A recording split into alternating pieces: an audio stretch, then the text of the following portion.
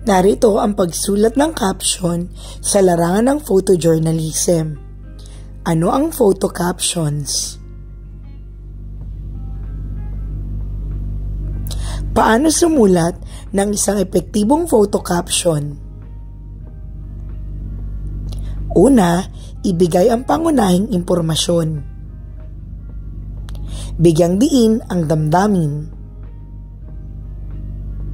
Gumamit lamang ng mga maikling salita. Iwasan ang mga obvious na pahayag. Kontrolin ang gramatika at ayusin ang mga detalye. Laging tumukoy sa pangyayari. Pag-iwas sa bias. Tuklasin ang mga simbolismo. Magbigay ng pahayag.